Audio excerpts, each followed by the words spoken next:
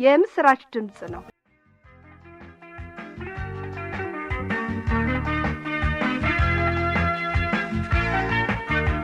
አድማጮች ባለፈው የጥናት ክፍለ ጊዜያችን ከኦሪት ዘሌዋውያን ምዕራፍ 2 የተለወሰና የተጋገረ ቁርባን፣ ዘይት የፈሰሰበትና ዕጣን የተጨመረበት የእህል በኩራት እንዲሁም የእህል ቁርባን ሕግ የሚሉትን ርዕሰ ጉዳዮች አንስተን አንድ በአንድ ተመልክተናቸው ነበር።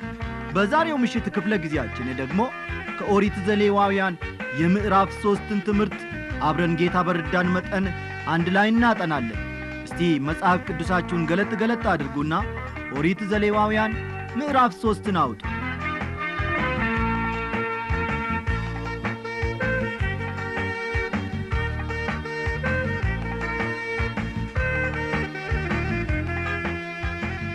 የደህንነት መስዋዕት።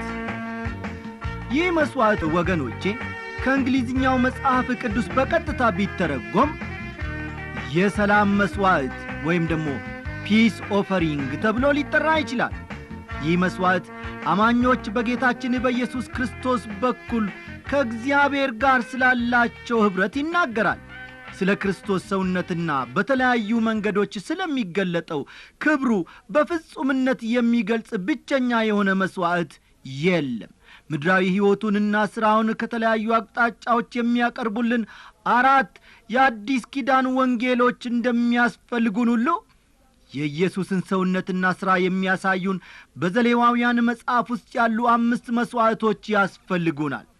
አንዱ ወንጌል ብቻውን የኢየሱስን ምድራዊ ሕይወት ሙሉ ገጽታ ሊያቀርብ እንደማይችል ሁሉ አንዱ መስዋዕት ብቻውን የኢየሱስን ማንነትና ሥራ በሙላት ሊያቀርብ አይችልም። ይህን ልብ እንድትሉ እፈልጋለሁ። አንዱ ወንጌል ብቻውን የኢየሱስን ምድራዊ ሕይወት ሙሉ ገጽታ ሊያቀርብ እንደማይችል ሁሉ አንዱ መስዋዕት ብቻውን የኢየሱስን ማንነትና ሥራ በሙላት ሊያቀርብ አይችልም። በደህንነት መስዋዕትና በሚቃጠል መስዋዕት መካከል በጣም አስደናቂ የሆነ ተመሳሳይነት እንዳለ ሁሉ ልዩነቶችም ደግሞ ሲንጸባረቁ ይታያሉ። ስለዚህ የደህንነት መስዋዕት የተለየ መስዋዕት ነው። የደህንነት መስዋዕት ጌታ ኢየሱስ በደሙ የኀጢአትን ዋጋ ከፍሎ ሰላም ማምጣቱን ብቻ ሳይሆን ራሱ ሰላም መሆኑን ያሳያል። እግዚአብሔር ይመስገን። እግዚአብሔር ሙላቱ ሁሉ በርሱ እንዲኖር በርሱም በኩል በመስቀሉ ደም ሰላም አድርጎ በምድር ወይም በሰማያት ያሉትን ሁሉ ለራሱ እንዲያስታርቅ ፈቅዶአልና እናንተንም ነውርና ነቀፋ የሌላችሁና ቅዱሳን አድርጎ በርሱ ፊት ያቀርባችሁ ዘንድ በፊት የተለያችሁትን ክፉ ሥራችሁንም በማድረግ በሐሳባችሁ ጠላቶች የነበራችሁትን አሁን በሥጋው ሰውነት በሞቱ በኩል አስታረቃችሁ ይላል ሐዋርያ ጳውሎስ ወደ ቆላስይስ ሰዎች ምዕራፍ 1 ከቁጥር 20 እስከ 22 ያለውን ተመልከቱ። ቆላስይስ ምዕራፍ 1 ከቁጥር 20 እስከ 22። ከዚህም በበለጠ መልኩ ደግሞ ወገኖቼ የደህንነት መስዋዕት ምን እንደሚመስል ሐዋርያው ጳውሎስ ለኤፌሶን ምዕመናን በጻፈው መልእክቱ ግልጽ ያደርገዋል። ይህም ክርስቲያኖችን በመንፈስ ቅዱስ በኢየሱስ ክርስቶስ በኩል ወደ እግዚአብሔር ኅብረት ያመጣቸውን ሰላም ያመለክታል። አሁን ግን እናንተ በፊት ርቃችሁ የነበራችሁ በክርስቶስ ኢየሱስ ሆናችሁ በክርስቶስ ደም ቀርባችኋል። እርሱ ሰላማችን ነውና ሁለቱን ያዋሃደ በአዋጅ የተነገሩትንም የትእዛዛትን ሕግ ሽሮ በመካከል ያለውን የጥልን ግድግዳን በሥጋው ያፈረሰ፣ ይህም ከሁለታቸው አንድን አዲስን ሰው በራሱ ይፈጥር ዘንድ ሰላምንም ያደርግ ዘንድ ጥልንም በመስቀሉ ገሎ በርሱ ሁለታቸውን በአንድ አካል ከእግዚአብሔር ጋር ያስታርቅ ዘንድ ነው።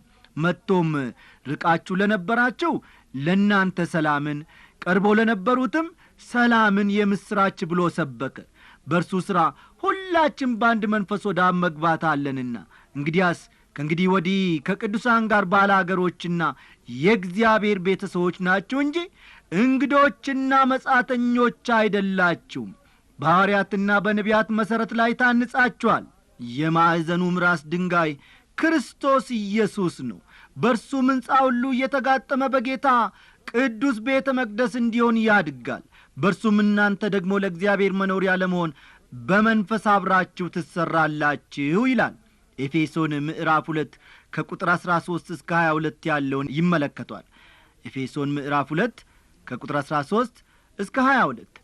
ወገኖቼ በደህንነት መሥዋዕት ትኩረት የተሰጠው ጌታ ኢየሱስ በመስቀሉ ደም ላስገኘው ሰላም ሳይሆን ከመስቀሉ ደም የተነሣ ሰላም በሆነው ለራሱ ለኢየሱስ ነው።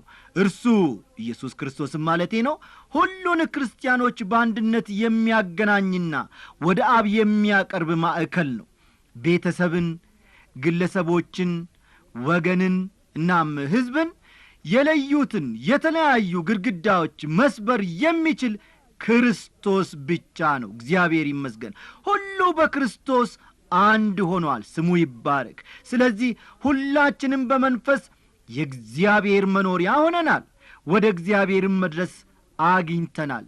ታላችሁ ወገኖቼ የክርስቶስን ክብር፣ ውበት፣ ድንቅ ሥራውን እናም በረከቱን መካፈል የሚችሉ በዚህም በረከት ዙሪያ በአንድነት መሰብሰብ የሚችሉ በኢየሱስ ያመኑ ምእመናን ብቻ ናቸው። በክርስቶስ ያለውን በረከቶች የሚካፈሉ እስከሆን ከአብና ከእርስ በርሳቸው ጋር ኅብረት አላቸው። ሐዋርያው ዮሐንስ በአንደኛ መልእክቱ ምዕራፍ 1 ቁጥር 3 እንዲህ እያለ ይህንን እውነት ያረጋግጥልናል። እናንተ ደግሞ ከእኛ ጋር ኅብረት እንዲኖራችሁ ያየነውንና የሰማነውን ለእናንተ ደግሞ እናወራላችኋለን። ኅብረታችንም ከአባት ጋር ከልጁም ከኢየሱስ ክርስቶስ ጋር ነው። የደህንነት መሥዋዕት ሁላችንንም አቀራርቦናል።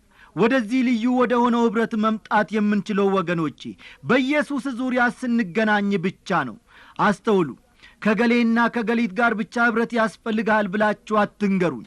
በኢየሱስ ክርስቶስ ዙሪያ ከምገናኘው ከማናቸውም ሰው ጋር ኅብረት እንዳላደርግ የሚከለክለኝ ምንም ነገር የለም። ማንም ቢሆን ከየትም ቢመጣ ግድ የለኝም። በክርስቶስ ኢየሱስ ዙሪያ ሁላችንም አንድ ሆነናል። ሁላችንም በአንድ ደረጃ ላይ ሆነናል።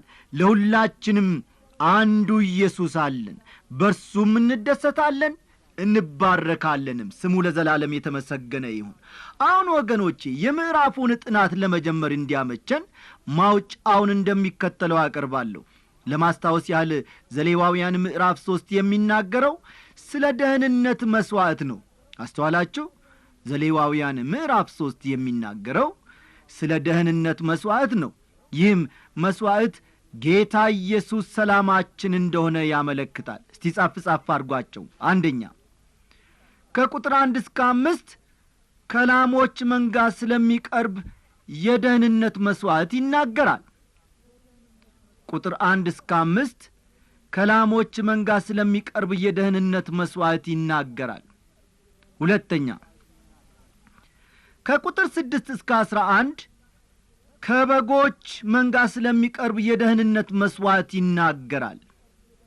ከበጎች ስለሚቀርብ የደህንነት መሥዋዕት ይናገራል። ቁጥር ስንት? ከቁጥር 6 እስከ 11 ያለው ማለቴ ነው።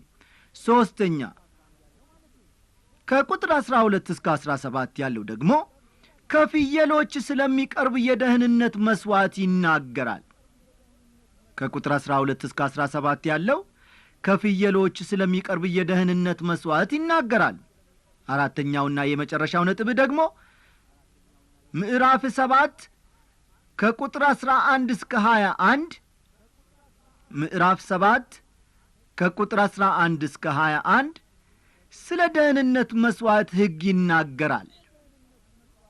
ስለ ደህንነት መሥዋዕት ሕግ ይናገራል።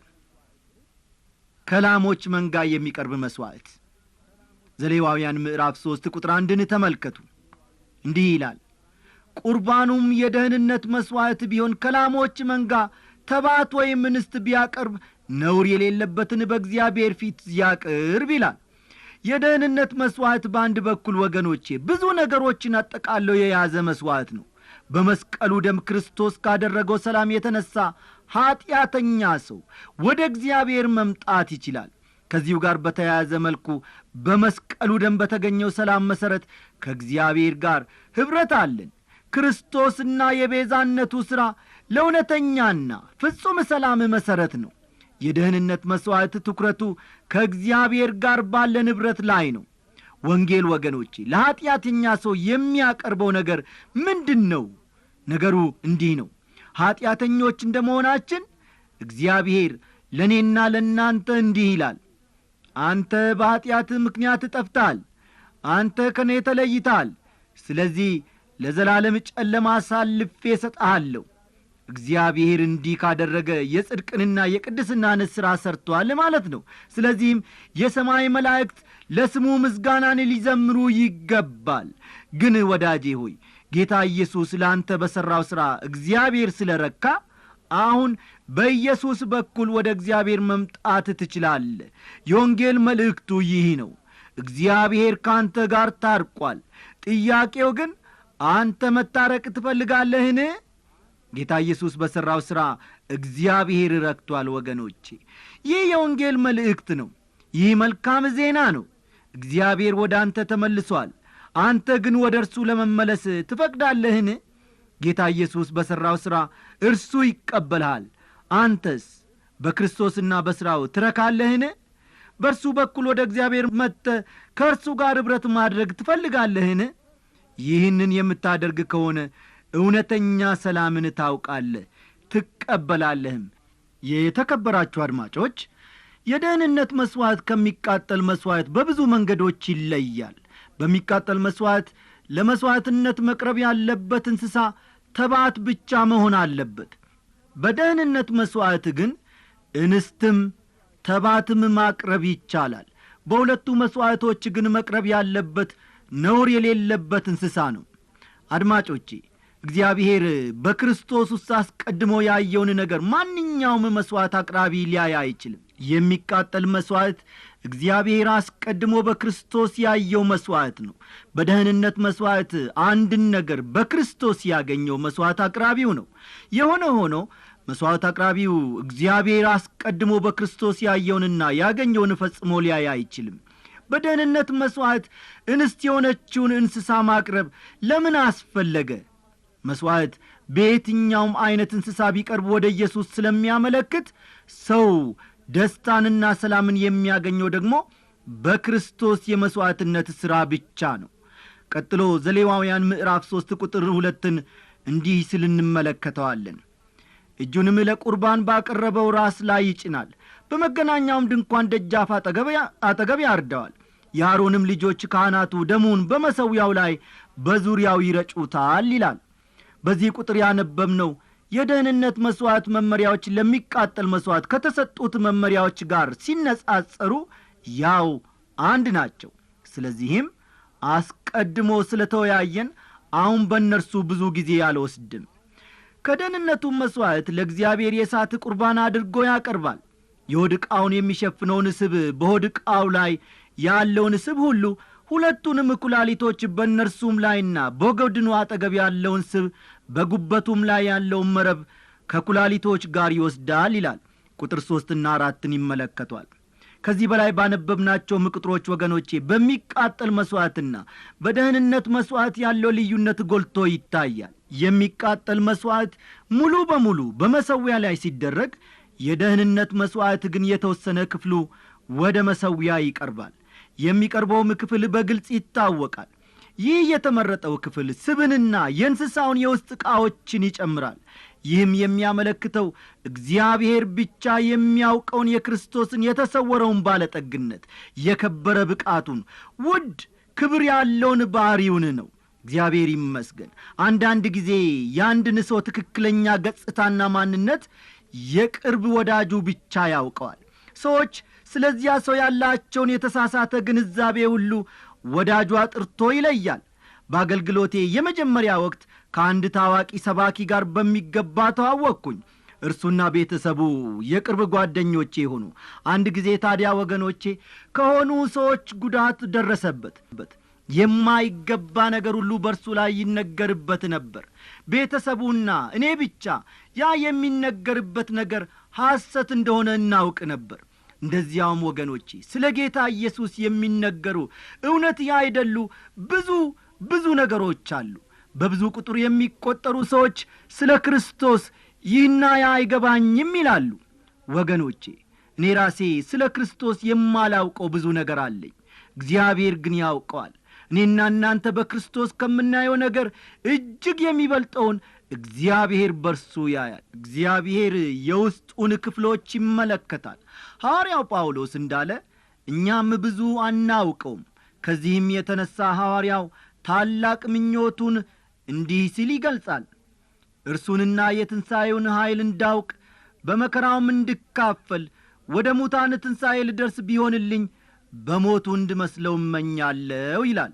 ፊልጵስዩስ ምዕራፍ 3 ቁጥር 10ና 11ን ይመለከቷል። አሁን ደግሞ ዘሌዋውያን ምዕራፍ 3 ቁጥር 5ን እናነባለን። የአሮንም ልጆች ከሚቃጠል መሥዋዕት ጋር በመሠዊያው ላይ በእሳቱ ላይ ባለው በእንጨቱ ላይ ያቃጥሉታል። የእሳት ቁርባን ለእግዚአብሔር ጣፋጭ ሽታ ነው ይላል። የመሥዋዕቱ በእሳት መቃጠል የኢየሱስ ክርስቶስን ፍጹም መለየት፣ የሰውነቱን ጣዕምና መከራ ያመለክታል። ይህ የእሳት ቁርባን ወገኖቼ ለእግዚአብሔር ጣፋጭ ሽታ እንደሚሆን በግልጽ ተነግሯል። ትኩረቱ እስካሁን በኢየሱስ ክርስቶስ ማንነት ወይም ሰውነት ላይ እንጂ በሥራው ላይ አይደለም። በፍጹምና እንከን በሌለበት ሕይወቱ ላይ እንጂ ለኀጢአት በመሞቱ ላይ አይደለም። የደህንነት መሥዋዕት ከሚቃጠል መሥዋዕት ጋር በአንድ ላይ እንደተደረጉ አስታውሱ ወገኖቼ። የክርስቶስ ውስጣዊ ዋጋ ወይም ደግሞ ቫልዩ የምንለውና ክብር ለማሳየት እነዚህ ሁለቱ መሥዋዕቶች በአንድነት ተቀምጠዋል። ይህንን አረፍተ ነገር እንደገና ደግምላችኋለሁ። የደህንነት መሥዋዕት ከሚቃጠል መሥዋዕት ጋር በአንድ ላይ እንደተደረጉ ልብ እንድትሉ ፈልጋለሁ። የክርስቶስን ውስጣዊ ዋጋና ክብር ለማሳየት እነዚህ ሁለቱ መሥዋዕቶች በአንድነት ተቀምጠዋል።